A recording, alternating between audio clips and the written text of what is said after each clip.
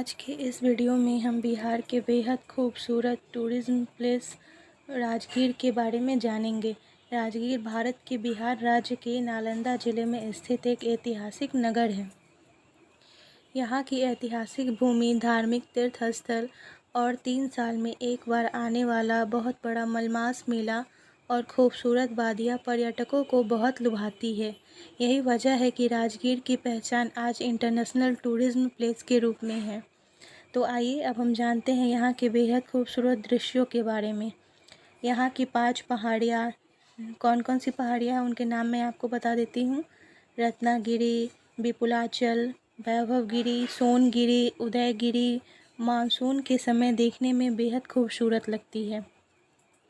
3 तरफ से पहाड़ियों से घिरा राजगीर का घोड़ा कटोरा झील और झील से सूर्यास्त का दृश्य मन को मोह लेता है।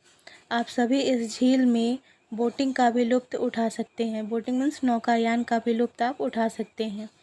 इसी झील के बीच में भगवान बुद्ध की एक विशाल प्रतिमा है। झील को अगर आप सामने से जाकर देखेंगे तो यह झील बहुत ही खूबसूरत दिखती है।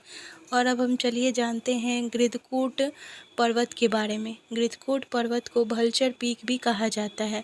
ऐसा माना जाता है कि यहाँ इस पर्वत पर भगवान बुद्ध मेडिटेशन करने आया करते थे, इसलिए इसे मेडिटेशन प्लेस ऑफ बुद्धा के नाम से भी जाना जाता है। इस पर्वत की चोटी पर एक विशाल शांति स्तूप का निर्माण कराया गया है, जो बहुत ही खूबसूरत है। इस शांति स्तूप के चारों कोनों पर बुद्ध की 4 प्रतिमाएं हैं। स्तूप तक पहुंचने के लिए पहले पैदल ही पहाड़ों की सीढ़ियों की चढ़ाई करके जाना पड़ता था। आप रोप वे के थ्रू भी जा सकते हैं और इस यात्रा को और भी खूबसूरत बना देती है यह रोप वे की यात्रा। तो चलिए अब हम जानते हैं गर्म जल के झरने के बारे में। वैभव पर्वत की सीढ़ियों पर मंदिरों के बीच गर्म जल की कई झरने हैं, जहां सप्तकर्णी गुफाओं से जल आता है। ऐसा माना जाता है कि इन झरनों के पानी में कई चिकित्सीय गुण पाए जाते हैं। इनमें ब्रह्मकुंड का पानी सबसे गर्म होता है। और यहाँ आपको राजगीर में स्वर्ण भंडार गुफा भी देखने को मिलेगा। यह स्थान प्राचीन काल में जरासंध का सोने का खजाना था। और उसी के जस्ट पास में ही बिंबिसार का कारागार भी है। कहा जाता है कि राजा बिंबिसार बुद्ध के एक सच्चे अनुयायी थे। उनके बेटे ने जब उनसे कारावास की जगह का चयन करने के लिए कहा तो उन्होंने गृधकूट पर्वत पर बने कारागार को चुना, ताकि वह भगवान बुद्ध को इस खिड़की से देख सके।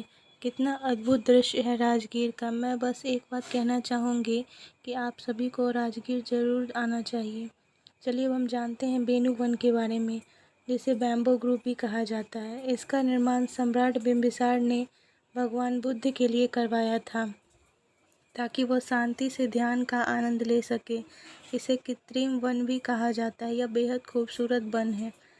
अब आगे हम जानेंगे पांडु पोखर के बारे में। ऐसा माना जाता है कि पांडवों अर्थात तो युधिष्ठिर, भीम, अर्जुन, नकुल, सहदेव के पिता महाराज पांडु इस जगह का उपयोग अस्तबल के तौर पर करते थे। कुछ अन्य इतिहासकारों का कहना है कि महाराज पांडु यहाँ स्नान करने आते थे, इसलिए इसका नाम पांडु पोखर रखा गया। यहाँ का Verma bridge, mountaineering, cycling, horse riding, sliding, criss cross बच्चों को बेहद पसंद आते हैं।